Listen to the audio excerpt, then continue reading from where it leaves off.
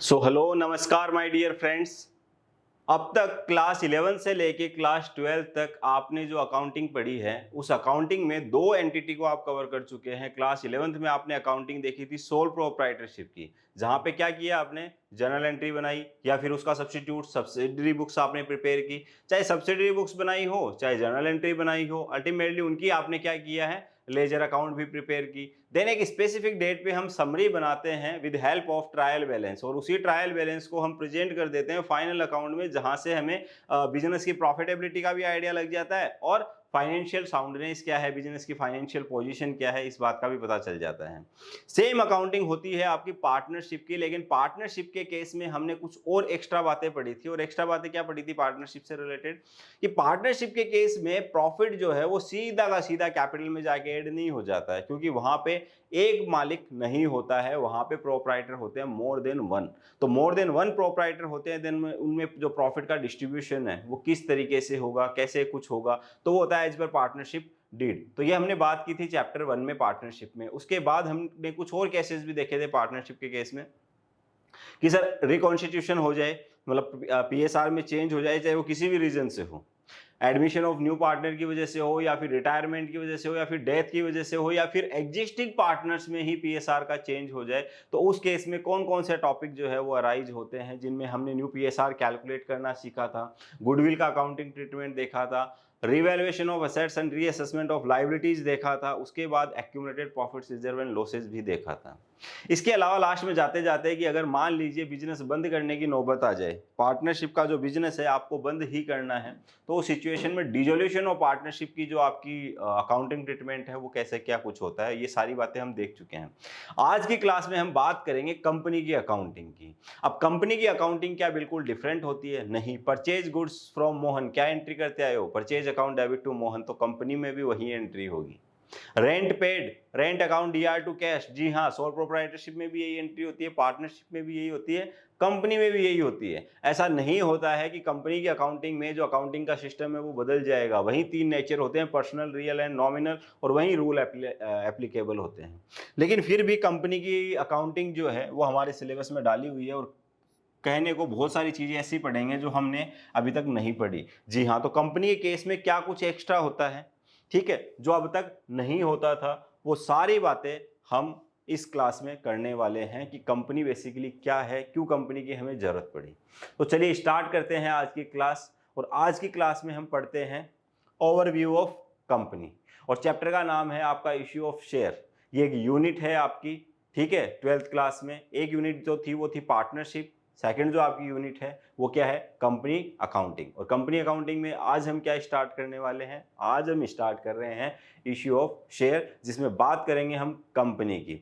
तो सबसे पहले आ जाते हैं यहाँ पे अपन कंपनी की डेफिनेशन पे।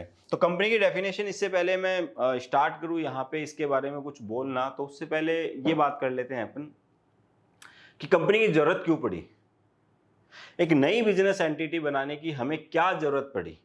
क्या सोल प्रोप्राइटरशिप में बिजनेस नहीं हो रहा था? क्या पार्टनरशिप में बिजनेस नहीं हो रहा था? हो रहा था। लेकिन जब बड़े स्केल पे, लार्ज स्केल पे बिजनेस की जब बात आती है ना, मान लीजिए लिथियम आयन बैटरी का मैन्युफैक्चरिंग प्लांट आपको डालना है। आजकल इलेक्ट्रिक व्हीकल आप देख रहे हैं रोड पे खूब दौड़ रहे हैं, ठीक है। ये इलेक्ट्रिक व्हीकल की कॉस्ट जो है वो इंडिया में बहुत ज्यादा आ रही है, जबकि उनमें एसेसरीज इतनी ज्यादा लगी हुई नहीं है। इनकी कॉस्ट बहुत ज्यादा आने के पीछे एक ही रीजन है, वो जो लिथियम आयन बैटरी है उसका मैन्युफैक्चरिंग प्लांट इंडिया में नहीं था, अभी एस्टेब्लिश हो रहे हैं। मान लीजिए आपको ये मैन्युफैक्चरिंग प्लांट जो है वो इंडिया में डालना है। अब ये किसी अकेले बंदे के बस की बात नहीं है, क्योंकि इनमें जो इनिशियल इन्वेस्टमेंट की जो रिक्वायरमेंट है वो है अराउंड 4000 करोड़, 4000 करोड़। 4000 करोड़ का बिजनेस मान लीजिए एक सोल प्रोप्राइटर ने, ठीक है, अकेला बंदा जिस बिजनेस को चला रहा है, सोच भी लिया तो बहुत सारी हर्डल्स उसके सामने आएगी, परेशानियां आई जाएगी। सर इसके अलावा अगर पार्टनरशिप में करें तो, अब मान लो बड़ा बिजनेस है लेकिन दो तीन बड़े जो व्यापारी हैं वो मिलके इस बिजनेस को करें तो भी बेटा बहुत ज़्यादा दिक्कत आ सकती है। दिक्कत क्या क्या है? सबसे पहली बात तो रिस्क, इतनी बड़ी रिस्क कौन ले, रिस्क ले भी ले तो इतना पैसा कहाँ से लेके आए, पैसा लेके आ जाए तो मैनेजमेंट संभालने के लिए टाइम भी तो चाहिए। ठीक है, ये अडानी और अंबानी भाई साहब है, मिलके इन्होंने सोचा कि हम दोनों डाल लेंगे, तो ठीक है आप रिस्क ले सकते हो क्योंकि आपकी कैपेसिटी है, आपके पास इन्वेस्टमेंट भी है, लेकिन मैनेजमेंट कहाँ से लेके आओगे? संभाल लोगे इतने बड़े बिजनेस को आराम से खुद से? नहीं। तो बहुत सारी ऐसी परेशानियां जो है वो सोल प्रोप्राइटरशिप, मतलब अगर अकेला बंदा बिजनेस कर रहा हो, या फिर पार्टनरशिप, सिर्फ के बस की बात नहीं है, ये नहीं कर सकते इतना बड़ा बिजनेस जिसमें 4000 करोड़ के इन्वेस्टमेंट की रिक्वायरमेंट है, और बिजनेस जो है वो बेसिकली इतना लंबा चौड़ा है कि उसके मैनेजमेंट के लिए भाई कहाँ से रॉ मटेरियल परचेज करना है, कैसे उसकी वो बैटरी की मैन्युफैक्चरिंग करनी है, क्या कुछ कॉम्बिनेशन होगा, रिसर्च डिपार्टमेंट, बहुत सारे डिपार्टमेंट की जरूरत होती है, तो ये सारी चीज़ें मैनेज करना इनके बस की बात नहीं है। तो इस सिचुएशन में क्या हुआ, एक नया कंसेप्ट आया, और जिस बंदे के दिमाग में ये आइडिया था, इंडिया में हजारों लोग हैं जो ये बिजनेस आज ही कर ले अगर उनके सामने ये परेशानियां ना हो। चलो मैं परेशानियां खत्म कर रहा हूँ।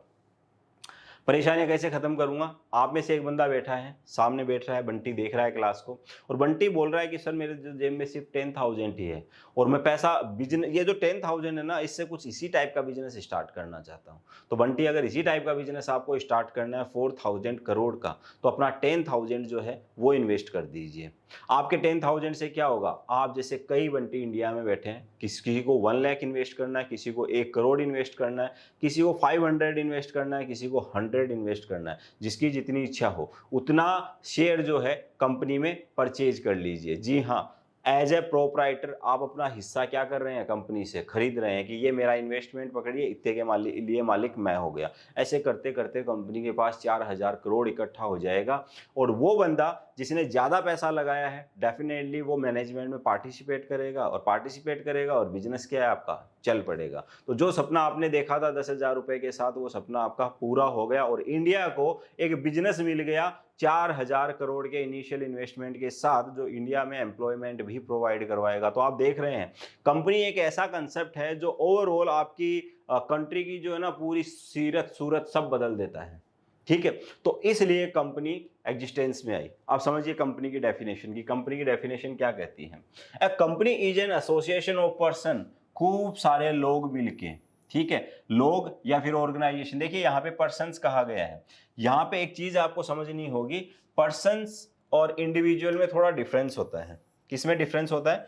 पर्सन एंड इंडिविजुअल में। देखिए इंडिविजुअल कौन है? राम मोहन सोन सीता गीता आप मैं, ये सब क्या है? इंडिविजुअल, जिसको किसने बनाया है? नेचर ने बनाया है। ठीक है, कुछ हम ऐसी ऑर्गेनाइजेशंस देखते हैं, कंपनी देखते हैं, या फिर पार्टनरशिप फर्म देखते हैं, या फिर बैंक देखते हैं अपने आसपास, यूनिवर्सिटीज देखते हैं, गवर्नमेंट देखते हैं, जिसको ऊपर वाले ने नहीं बनाया। किसने बनाया? इंसान ने। तो इनको हम बोलते हैं आर्टिफिशियल पर्सन। ठीक है, अब चाहे इंडिविजुअल हो, ठीक है, चाहे इंडिविजुअल हो, चाहे कंपनी हो, चाहे पार्टनरशिप फर्म हो, चाहे स्कूल हो, चाहे हॉस्पिटल हो, ठीक है, एजुकेशनल इंस्टीट्यूशन हो गया, मेडिकल इंस्टीट्यूशन हो गया, फाइनेंशियल इंस्टीट्यूशन की अगर मैं बात करूँ तो बैंक मैंने यहाँ पे ऐड कर लिया। इसके अलावा चाहे कोई और लोकल अथॉरिटी हो, इन सब की जगह हम एक वर्ड यूज में ले सकते हैं, पर्सन। ठीक है, तो it's a association of person. तो एक कंपनी को चलाने के लिए मालिक जरूरी नहीं है राम मोहन सोन सीता गीता ही इन्वेस्ट करे।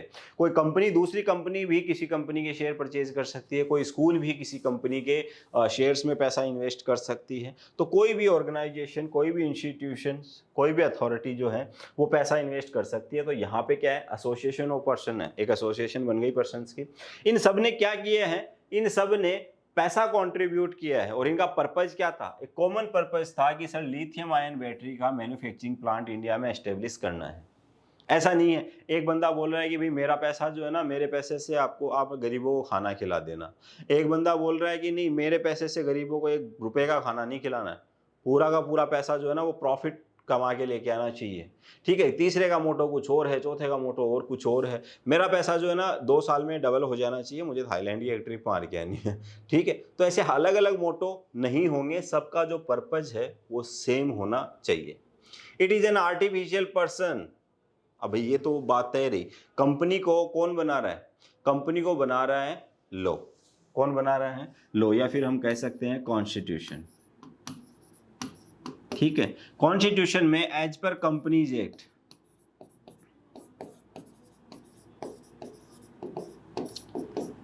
2013 जिसका इनकॉर्पोरेशन हुआ हो, या फिर इससे पिछले किसी एक्ट में। देखिए अभी जो एक्ट चल रहा है ना हमारे कॉन्स्टिट्यूशन में, कंपनी से रिलेटेड जो रूल्स और रेगुलेशंस है, गाइडलाइंस है, वो मेंशन है हमारे कॉन्स्टिट्यूशन में कंपनीज एक्ट 2013 में।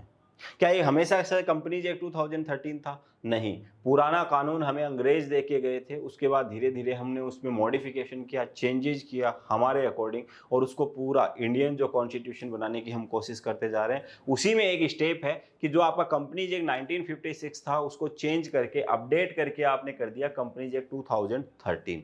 तो अभी कोई भी कंपनी का रजिस्ट्रेशन जब होगा तो एज पर कंपनीज एक्ट 2013 उसका रजिस्ट्रेशन होगा। हाँ, पुरानी कंपनी है तो उसका किसी प्रीवियस कंपनीज एक्ट के अकॉर्डिंग इनकॉर्पोरेशन में आई होगी वो, ठीक है।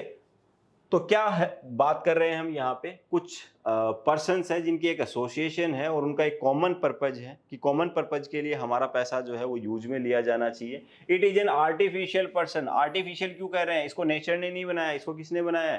कंपनीज एक्ट 2013 ने बनाया। और कंपनीज एक्ट 2013 को किसने बनाया? इंसान ने बनाया है। इंसान की बनाई हुई कोई भी चीज आर्टिफिशियल कहलाती है। नेचर ने हमें दिया गुलाब का फूल, नेचुरल फ्लावर है वो।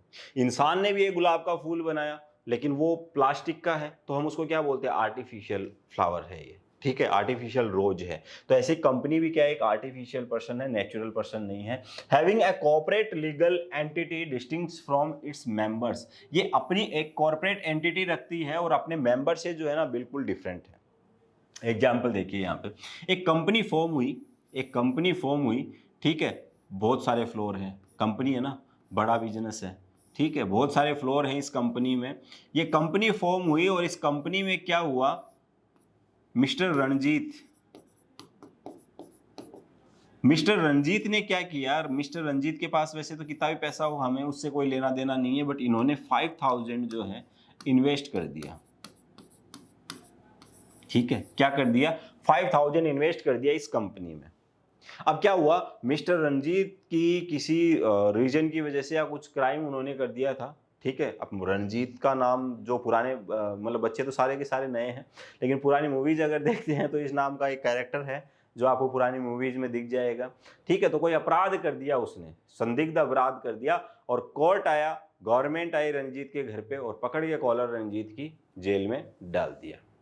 अब रंजीत का पैसा इन्वेस्टेड था इस कंपनी में, क्या कोर्ट आके ये बोलेगा हाँ भाई इस कंपनी का कुछ परसेंट मालिक रंजीत भी है तो कंपनी जो है वो बंद होनी चाहिए या कंपनी में ताले लगने जाने चाहिए? नहीं, कतई नहीं, ऐसा बिल्कुल नहीं होगा।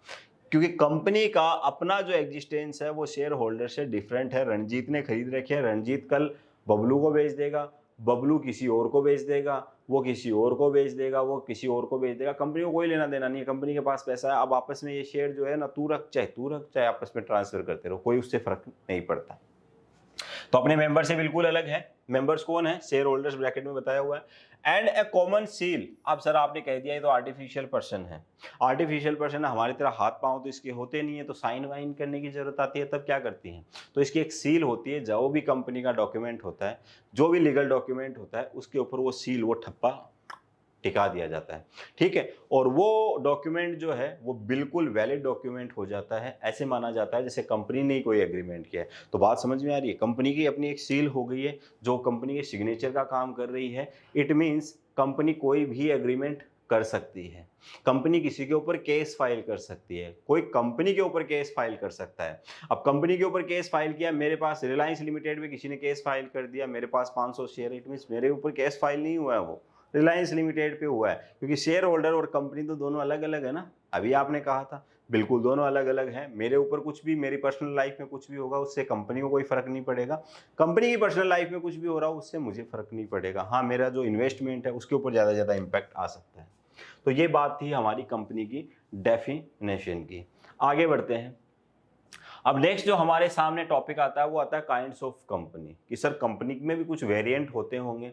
बिल्कुल होते हैं, जिनको हम डिफरेंट डिफरेंट कैटेगरी में डिफाइन करेंगे या कैटेगराइज कर रखा है हमने। लिमिटेड एंड अनलिमिटेड कंपनी, पहला जो वेरिएंट है आपका वो क्या है? Limited company and unlimited company. तो समझिए इस चीज को,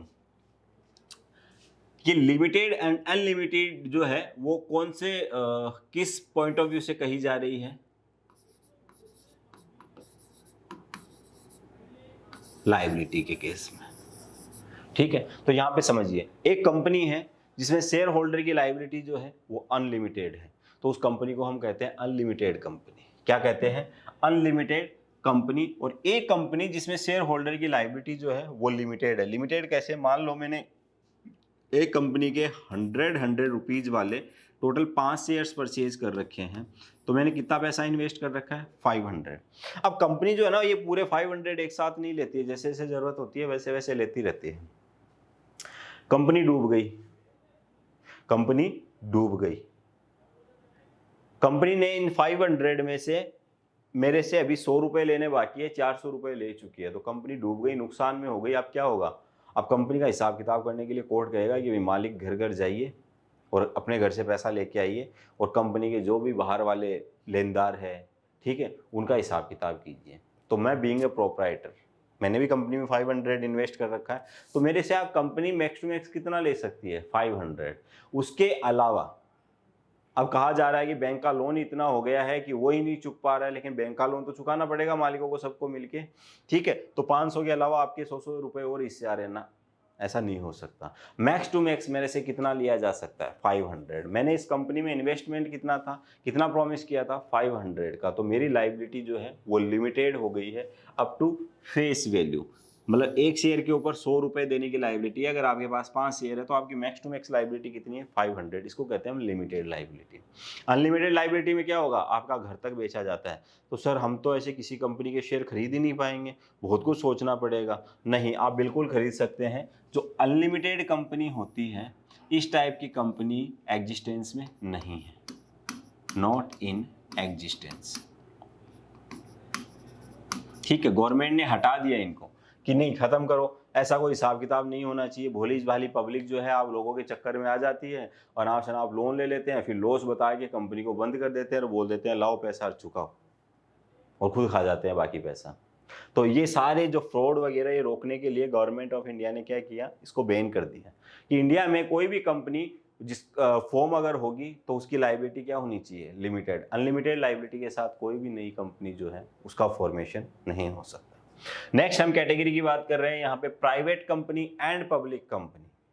ठीक है, इसके बारे में हम डिटेल्स में बात करेंगे। ठीक है, डिफरेंस पढ़ेंगे हम, प्राइवेट कंपनी और पब्लिक कंपनी में क्या डिफरेंस होता है। प्राइवेट कंपनी किसी की पर्सनल कंपनी, पब्लिक कंपनी जिसमें कोई भी बंदा इन्वॉल्व हो सकता है, मर्जी है, जिसका मन हो वो आइए पैसा इन्वेस्ट कीजिए। प्राइवेट कंपनी में सब जान पहचान वाले हैं, आपस में बैठे हैं, उस कंपनी के एम्प्लॉयज वगैरह जो हैं उनके पास भी कुछ शेयर्स हैं, या जिसने के दिमाग में आइडिया आया था नॉन रिलेटिव से पैसा जो है वो कलेक्ट कर लिया, तो उसको हम क्या कहते हैं? प्राइवेट कंपनी कहते हैं। नेक्स्ट हम बात कर रहे हैं government and non government company. अब एक बात सोचिए, एक कंपनी में टोटल जो इन्वेस्टमेंट है ना, टोटल इन्वेस्टमेंट है 1000 का। कितना इन्वेस्टमेंट है? 1000 का इन्वेस्टमेंट है टोटल। इस इन्वेस्टमेंट में से 501, ठीक है, रुपीज का इन्वेस्टमेंट है गवर्नमेंट का। ठीक है, गवर्नमेंट भी किसी बिजनेस में इन्वेस्ट कर सकती है, गवर्नमेंट के पास भी तो पैसा होता है ना, बट वो तो पब्लिक का पैसा होता है, पब्लिक के वेलफेयर के लिए खर्च करना होता है। लेकिन जब तक वेलफेयर के लिए नहीं खर्च किया जाता तब तक किसी कंपनी के शेयर वेयर खरीद लेते हैं, बढ़ेगा पैसा। ठीक है, तो गवर्नमेंट भी क्या करती है? कंपनीज के शेयर्स परचेज कर लेती है। अब यहाँ पे अगर आप बात करोगे तो मोर देन 50% शेयर्स किसके पास है? गवर्नमेंट के पास। मार्केट में पब्लिक के पास जो शेयर हो सकते हैं मैक्स टू मैक्स वो कितने हो सकते हैं? 499। तो 499 पब्लिक के पास है, तो मैक्स टू मैक्स शेयर्स किसके पास है? गवर्नमेंट के पास। तो चलेगी किसकी? गवर्नमेंट की। दैट्स वाई कहा जाता है कि ये कंपनी जो है ये गवर्नमेंट कंपनी है। ऐसी कंपनी जिसमें स्टेक जो है गवर्नमेंट के पास, गवर्नमेंट से ज़्यादा किसी प्राइवेट सेक्टर में किसी इंडिविजुअल के पास हो, ठीक है, तो उस कंपनी को हम क्या कहेंगे? Non government company. अच्छा, जितनी भी गवर्नमेंट कंपनी है ना उनको नाम देख के भी आप पहचान सकते हो। ठीक है, जितनी भी गवर्नमेंट कंपनी है उनके नाम में कुछ स्पेसिफिकेशन लगा हुआ होता है जिससे हम उसको आइडेंटिफाई कर पाते हैं। कैसे कर पाएंगे? एक वर्ड उनके एंड में ऐड होता है, कॉरपोरेशन।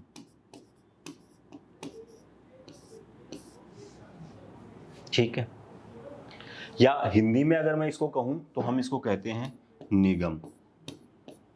ये बहुत सुनने को मिला होगा आपको, जयपुर विद्युत वितरण निगम लिमिटेड, ठीक है, निगम लिमिटेड, राजस्थान पथ परिवहन निगम लिमिटेड, ठीक है। ऐसे निगम या कॉरपोरेशन जो वर्ड है ये एड रहता है, LIC लाइफ इंडिया क्या है लास्ट में कॉरपोरेशन है उनके भी, ठीक है। तो ये सब क्या है, कॉरपोरेशन का मतलब क्या है, गवर्नमेंट कंपनी। तो गवर्नमेंट कंपनी के एंड में क्या लगा हुआ होता है, कॉरपोरेशन। अच्छा एक वर्ड और मैंने यहाँ पे लिखा है, क्या लिखा, लिमिटेड। क्या लिखा है, लिमिटेड। तो लिमिटेड बेसिकली कौन सी कंपनी को लगाना पड़ेगा, जिसकी लायबिलिटी क्या हो, लिमिटेड।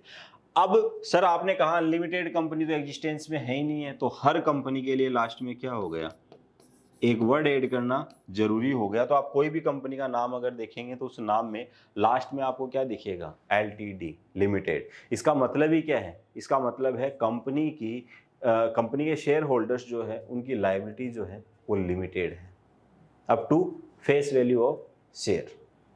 डन, यहां तक आगे बढ़ते हैं। Foreign company and domestic company, जैसे हमने बात की थी मोर देन 50% शेयर्स अगर गवर्नमेंट के पास है तो वो गवर्नमेंट कंपनी हो जाएगी। सेम सिचुएशन है, अगर किसी कंपनी में इन्वेस्टमेंट जो है वो फॉरेन किसी इंस्टीट्यूशन का या किसी इंडिविजुअल का इन्वेस्टमेंट जो है वो मोर देन 50% है, तो उस केस में हम उस कंपनी को क्या कहेंगे, फॉरेन कंपनी, क्योंकि चलेगी किसकी, उस बंदे की जो बाहर बैठा है, तो बाहर की कंपनी कहलाएगी भाई साहब। यहाँ की कंपनी नहीं कहलाएगी, क्योंकि वो कंपनी जो भी प्रॉफिट कमाएगी उसका मोर देन 50% तो बाहर चला जाएगा, ठीक है।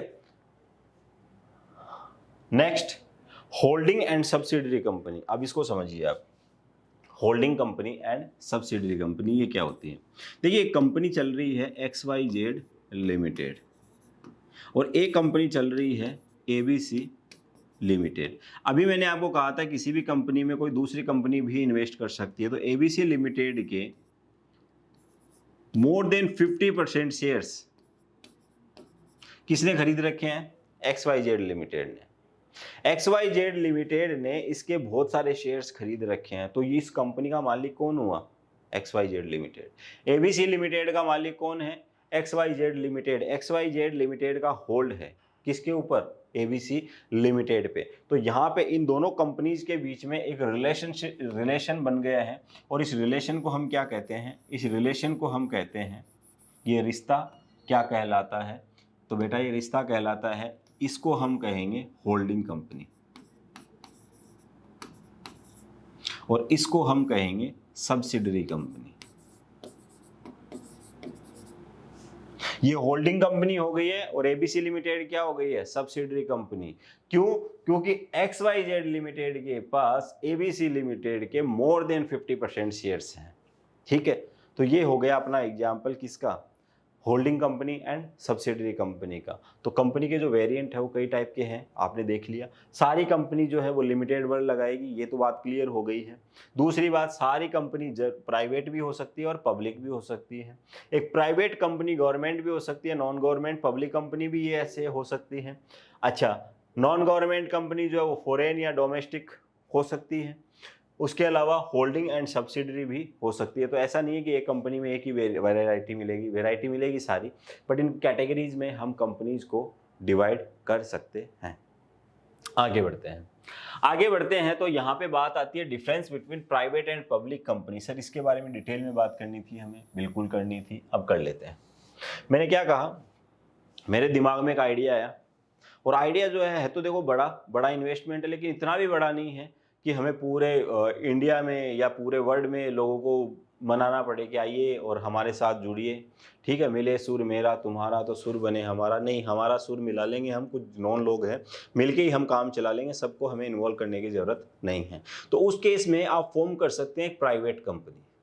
कौन सी कंपनी फॉर्म कर सकते हैं, एक प्राइवेट कंपनी आप फॉर्म कर सकते हैं। प्राइवेट कंपनी में क्या होगा, जितने भी लोग शेयर होल्डर्स होंगे या जिन्होंने भी पैसा इन्वेस्ट किया है वो सारे के सारे लोग नॉन होंगे, जान पहचान में होंगे कि देख भाई इस टाइप का बिजनेस कर रहे हैं, दोस्त का दोस्त हो सकता है, ठीक है, उसका दोस्त हो सकता है। अब कंपनी चलेगी तो उस कंपनी में कुछ एम्प्लॉय भी होंगे, और कंपनी क्या चाहती है, एम्प्लॉय जो है वो बिल्कुल तन मन धन से काम करे, ठीक है, तन मन धन से। सर मन और तन से तो समझ में आता है, धन क्यों लगाएंगे, वो तो लगा सकते हैं। अगर उनका पैसा उस कंपनी में इन्वेस्टेड होगा तो उनको फिक्र रहेगी कंपनी की, तो दिन रात वो काम करेंगे और मेहनत करेंगे, और कंपनी डेफिनेटली क्या करेगी, ग्रोथ करेगी।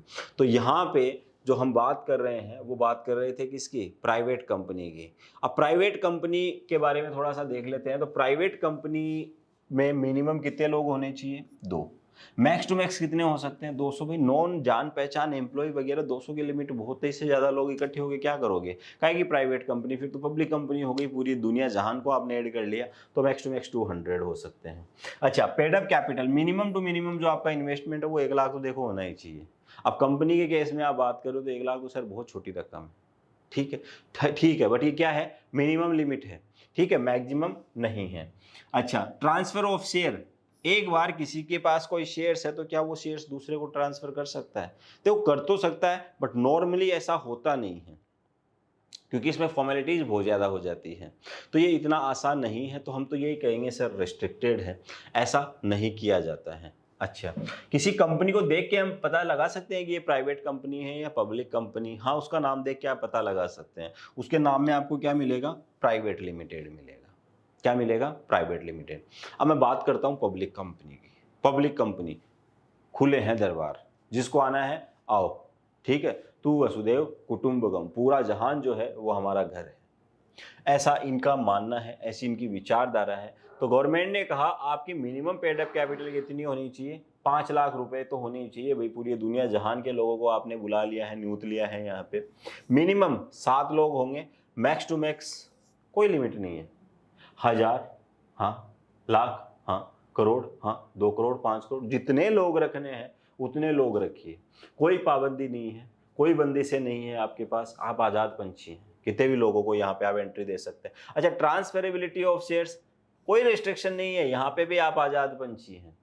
मेरे पास किसी का पब्लिक कंपनी के कुछ शेयर्स हैं, हाँ मैंने बेच दिए मार्केट में, हाँ बेच दीजिए, कोई दिक्कत नहीं है, ठीक है। उसने किसी और को बेच दिया, हाँ बेच दीजिए, एक लीगल डॉक्यूमेंट है, ट्रांसफर करते रहिए यहाँ से वहाँ, यहाँ से वहाँ, और पैसा लेते रहिए, ठीक है, तो कोई रेस्ट्रिक्शन नहीं है। अच्छा, पब्लिक कंपनी को हम कैसे पता करेंगे, लिमिटेड, बट सर लिमिटेड तो यहाँ पे भी था, यहाँ पे खाली लिमिटेड नहीं था, यहाँ पे प्राइवेट लिमिटेड था। क्या था यहाँ पे, प्राइवेट लिमिटेड, और यहाँ पे क्या आएगा, ओनली लिमिटेड। तो प्राइवेट कंपनी क्या होती है, पब्लिक कंपनी क्या होती है, ये बात आपको समझ में आ गई है। यहाँ पे मेंबर्स की लिमिट आप ध्यान रखेंगे, कम से कम 2 लोग तो देखो होने ही चाहिए, अकेला बंदा तो फिर सोल प्रोप्राइटर हो गया, ठीक है। मिनिमम यहाँ पे कितने होने चाहिए, 7, यहाँ पे मैक्सिमम लिमिट कितनी है, 200, यहाँ पे इन्फिनाइट। अच्छा, ये पेड अप कैपिटल भी ध्यान रखना, मिनिमम 1 लाख एंड 5 लाख, ठीक है। इसके अलावा कुछ खास डेटा यहाँ पे है नहीं है, और ये इंपॉर्टेंट क्वेश्चन बनता है, इंपॉर्टेंट टॉपिक बनता है सीबीएसई बोर्ड एग्जाम के पॉइंट ऑफ व्यू से, या फिर आरबीएससी में हो आप, या किसी और बोर्ड से अगर आप 12th कर रहे हैं तो भी ये इंपॉर्टेंट आपके लिए बनता है। आगे हम बात करते हैं। अब यहाँ पे गवर्नमेंट के पास कुछ लोग पहुंच गए कि सर ये जो कंसेप्ट आपने बनाया ना कंपनी वाला, ये बहुत बढ़िया है, बहुत सुंदर है, बट किसी कंपनी पे मेरा इतना मन आया कि धीरे धीरे करते करते मैंने सारे शेयर खरीद लिए उस कंपनी के, मेरे अलावा एक भी शेयर मैंने मार्केट में नहीं छोड़ा। अब तो वहाँ पे तो मालिक मैं हो गया, तो क्या वो उस कंपनी को मैं अकेला नहीं चला सकता। तो गवर्नमेंट ने भी विचार किया कि भाई कोई भी बंदा ऐसे तो कर सकता है, ऐसी तो कोई दिक्कत वाली बात नहीं है। लेकिन गवर्नमेंट ने कह दिया कि चलिए हम एक नई एंटिटी यहाँ पे इंट्रोड्यूस कर रहे हैं, जिसको हम क्या कर रहे हैं, 1% कंपनी। लेकिन यहाँ पे कंपनी के को जो बेनिफिट देते हैं ना, उतने बेनिफिट जो है 1% कंपनी को देना थोड़ा सा सही बात नहीं है, बट देंगे, बट कुछ लिमिटेशंस उन पे हम लगा के चलेंगे, अदरवाइज तो कोई भी बंदा दादागिरी करेगा, ठीक है। गरीब के पास कोई इन्वेस्टमेंट रहने ही नहीं देगा, कैसे जैसे लालच दे के उसको पूरे के पूरे शेयर खरीद ही लेगा। तो यहाँ पे आप ध्यान से समझिए 1% कंपनी का कंसेप्ट क्या है, ओपीसी, ये एक अलग बिजनेस एंटिटी है, एक अलग पर्सन है। इसको चलाने के लिए जो मिनिमम लिमिट है वो 1 है, मैक्सिमम लिमिट है वो क्या है, 1 है। एक बंदा तो होना ही चाहिए। अब हवा में तो चल नहीं सकती ना कंपनी, एक मालिक हो सकता है, तो अकेला बंदा भी कंपनी चला सकता है। बट आप सुनिए उससे रिलेटेड कुछ interesting fact. It is a company incorporated as a private company which has only 1 member। ये क्या है, एक प्राइवेट कंपनी ही है ये बेसिकली, ठीक है। लेकिन इसमें जो मालिक जो होता है वो एक ही होता है, एक ही मेंबर होता है इसमें। Only a natural person being an individual citizen, वो जो अकेला बंदा है वो कौन होना चाहिए, कुछ खास चीजें सुन लीजिए, वो नेचुरल पर्सन होना चाहिए, पहली बात। ठीक है, आर्टिफिशियल नहीं होना चाहिए। अगर आप सोच रहे हो कि एक 1% कंपनी रिलायंस लिमिटेड चलाना चाहती है, नहीं चला सकती, ठीक है, क्योंकि रिलायंस लिमिटेड खुद एक आर्टिफिशियल पर्सन है। यहाँ पे 1% कंपनी कौन चला सकता है? जो खुद एक नेचुरल पर्सन हो, जिसको भगवान ने बनाया हो, खुदा ने बनाया हो, नेचर ने बनाया हो। अच्छा जी, हाँ, इंडियन सिटीजन होना चाहिए। कौन होना चाहिए? Indian citizen. मिस्टर रॉबर्ट बाहर से आए या रिकी पॉन्टिंग बाहर से आए और बोले कि इंडिया में मैं 1% कंपनी जो है चलाना चाहता हूँ। देखिए, मैं तो नेचुरल पर्सन हूँ, मैं चला सकता हूँ। नहीं, आप नहीं चला सकते, क्योंकि आप इंडियन सिटीजन नहीं। यहाँ पे 1% कंपनी जो चलाने का अधिकार है वो उसी को दिया गया है जिसके पास इंडिया की सिटीजनशिप हो। दूसरी बात, सिटीजनशिप तो है आपके पास, ठीक है, यहाँ के नागरिक हो, यहाँ पे पैदा हुए, लेकिन यहाँ पे आप रहते नहीं हैं। आप क्या है? Non resident. आप कनाडा शिफ्ट हो गए हैं, यहाँ पे कभी कभार आते हैं, रेयर, और बहुत टाइम नहीं रह पाते हैं आप यहाँ पे, तो आप नॉन रेजिडेंट हैं, आप भी नहीं चला सकते। अच्छा सर, ऐसे भी होता है? बिल्कुल, ऐसे भी होता है। तो सिटीजनशिप और रेजिडेंशियलशिप में थोड़ा सा डिफरेंस है यहाँ पे, वो डिफरेंस आपको पता होना चाहिए। इकोनॉमिक्स में आपको अच्छे से वो पढ़ाया भी जाता है, समझाया भी जाता है। सिटीजन वो होता है जो या तो इंडिया में पैदा हुआ हो, या फिर इंडियन कॉन्स्टिट्यूशन में कुछ ऐसा हो कि उसको परमिशन मिली है यहाँ का सिटीजन बनने के लिए। जैसे फॉर एग्जाम्पल, कोई बाहर का बंदा यहाँ पे आके यहाँ की किसी लड़की से शादी कर लेता है, या बाहर की लड़की यहाँ के किसी आदमी से शादी कर लेती है, तो उसको सिटीजनशिप मिल जाती है। 99% चांसेस हैं, ठीक है। उस केस में थोड़ा सा चेक किया जाता है कि भाई वो उसका मोटिव यहाँ आने का कुछ गलत तो नहीं था, इरादा गलत तो नहीं था, शादी के बहाने क्या पता यहाँ पे जासूसी कर रही हो, तो इस टाइप का कुछ मैटर नहीं हो। साधारण मैटर हो कि हाँ भाई प्यार हुआ है, इश्क हुआ है, दोनों साथ जीना मरना चाहते हैं, ठीक है, तो उस केस में इंडियन गवर्नमेंट जो है उनको सिटीजनशिप दे देगी कि हाँ आप आज़ादी से रहिए, मस्ती से रहिए, खुश रहिए, कोई दिक्कत नहीं है। तो ऐसे भी सिटीजनशिप मिल सकती है। तो सिटीजनशिप और रेजिडेंशियलशिप में थोड़ा सा डिफरेंस है। जो बंदा सिटीजन भी है, यहाँ का रेजिडेंट भी है, ठीक है, और नेचुरल पर्सन भी है, वही 1% कंपनी फॉर्म कर सकता है। आगे, 1% कैन फॉर्म ओनली 1 ओपीसी, ठीक है, 1% कैन फॉर्म ओनली 1 कंपनी। ये है मुकेश जी। कौन है? मुकेश जी। मुकेश जी यहाँ के इंडियन सिटीजन है, नाम से ही समझ में आ गया होगा आपको। नेचुरल है, इंसान, नेचर ने बनाया इनको, यहीं के सिटीजन है, यहीं के रेजिडेंट है। और मुकेश जी ने एक कंपनी बना ली, बहुत पैसे वाले आदमी, और बोले मैं अकेला चला लूँगा, अकेले इन्वेस्टमेंट के साथ मेरा काम हो जाएगा।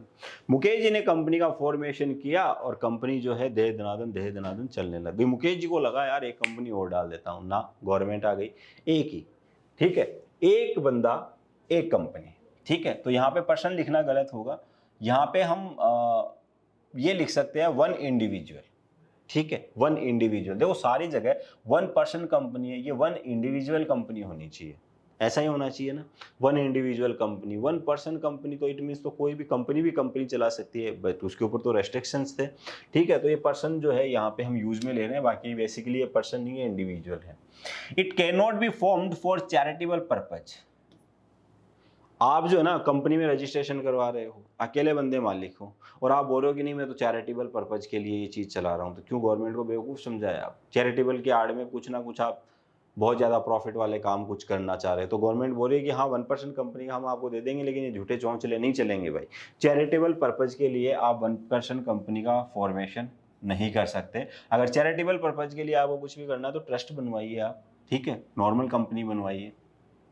It cannot carry out non-banking financial investment activities, including investment in securities of any body corporated. तो नॉन बैंकिंग फाइनेंशियल एक्टिविटीज जो होती है, इन्वेस्टमेंट एक्टिविटीज जो होती है, वो आप नहीं कर सकते। एनबीएफसी वगैरह जो है वो 1% कंपनी में उनका रजिस्ट्रेशन नहीं हो सकता। It's paid up share capital is not more than 50 lakh. चलिए, अकेला बंदा बिजनेस कर रहा है, वेरी गुड, चलाइए, कंपनी में रजिस्ट्रेशन करवा लिया, हाँ 400 करोड़ का बिजनेस चला लेगा। अरे ना, नहीं चला सकता। 1% कंपनी में अगर आप बिजनेस कर रहे हो तो मैक्स टू मैक्स आपकी जो शेयर कैपिटल है वो कितनी हो सकती है? 50 लाख। तो बांधिए ना आपके हाथ, बांधिए आपके हाथ। अब आप कंपनी में बिजनेस कीजिए, चाहे सोल प्रोप्राइटरशिप में बिजनेस कीजिए, चाहे पार्टनरशिप में तो नहीं कर सकते, मिनिमम 2 होने चाहिए। बाकी तो सोल प्रोप्राइटरशिप वाली बात हो गई सर। 50 लाख से ज़्यादा अगर मेरी पेड अप कैपिटल हो गई, मेरा इन्वेस्टमेंट जो है इस बिज़नेस में दिख गया, तो फटाक से गवर्नमेंट क्या करेगी, 1% कंपनी से आपको शिफ्ट कर देगी किसमें, प्राइवेट कंपनी में। ऑल्दो 1% कंपनी भी क्या होती है, प्राइवेट कंपनी ही होती है, लेकिन प्राइवेट कंपनी में एक वेरिएंट बना दिया कि अगर चाहे तो कोई बंदा अकेला भी पूरी कंपनी चला सकता है। It's average annual turnover should not exceed 2 crore. अब एक बंदे ने कहा कि बिजनेस ही ऐसा है जिसमें इन्वेस्टमेंट की बहुत ज़्यादा ज़रूरत नहीं पड़ती है, लेकिन सेल जो है ना वो दबा के होती है, तो गवर्नमेंट ने बोला रुक, तेरा भी इलाज करते हैं। 2 करोड़ से ज़्यादा की सालाना सेल्स जो है वो आपकी नहीं होनी चाहिए। अगर 2 करोड़ रुपए से ज़्यादा का माल अगर आप बेच रहे हैं साल में, तो आपकी 1% कंपनी जो है वो 1% कंपनी नहीं होगी, वो क्या बन जाएगी, एक प्राइवेट कंपनी बन जाएगी। और प्राइवेट कंपनी में मिनिमम टू मिनिमम कितने शेयर होल्डर होने जरूरी है, 2। तो ठीक है, आपको मतलब आपकी इच्छा भी पूरी कर दी, अकेला बंदा कंपनी चला सकता है, और गवर्नमेंट ने पूरी लगाम भी आप लोगों के ऊपर कस ली कि अकेला बंदा कंपनी की आड़ में कुछ और मजे नहीं कर सकता। आगे हम बात कर रहे हैं यहाँ पे शेयर्स की, उसके बाद हम बात करेंगे यहाँ पे